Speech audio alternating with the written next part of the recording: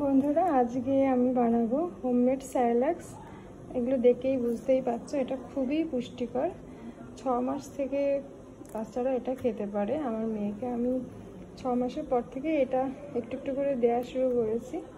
এটাতে খুব ওয়েটটা খুব ভীষণ বাড়ে আর বাচ্চারা খুব ব্রেনিও হয়। তো আমি দোকানের স্যারেলাক্স এখনও খাওয়াইনি, বাড়িতেই তৈরি করি। তো এটা আজকে সুজির করব।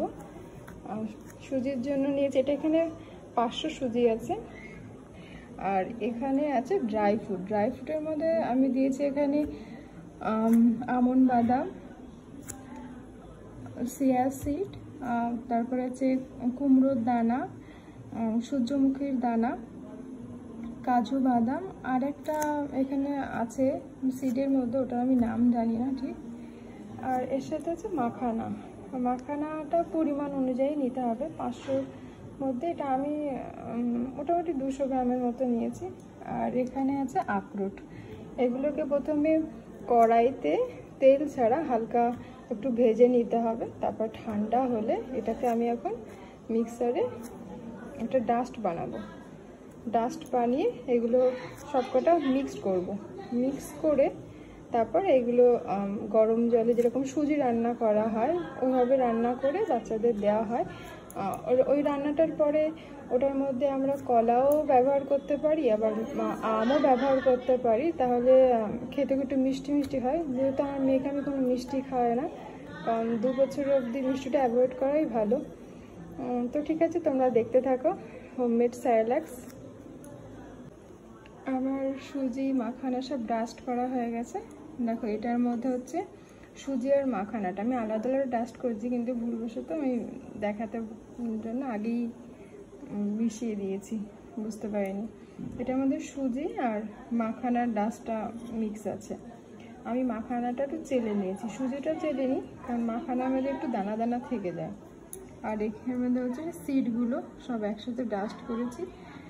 আর এইটা হচ্ছে আখরোটটা আমি আলাদা করেছি, কারণ আখরোট থেকে একটু তেল বেরোয়, ওটা একটু নরম নরম হয়ে যায়।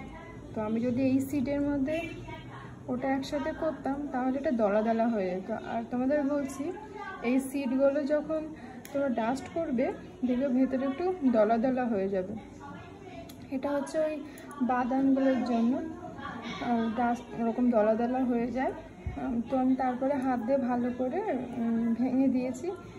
খুব ঠান্ডা হলে তারপরে এগুলো সব একসাথে মিক্স করবে। তো এবার আমার সব এগুলো ঠান্ডাই হয়ে গেছে।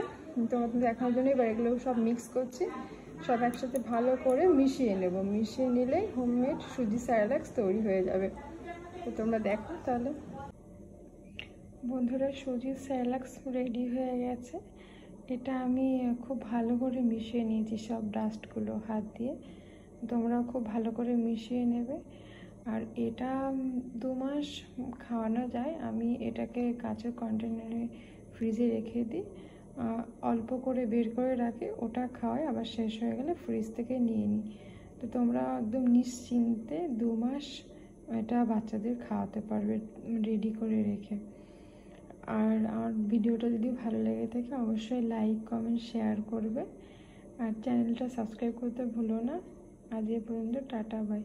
নেক্সট ভিডিওতে আমি তোমাদের দেখাবো যে এটা কীভাবে রান্না করে আমি আমার মেয়েকে খাওয়াই।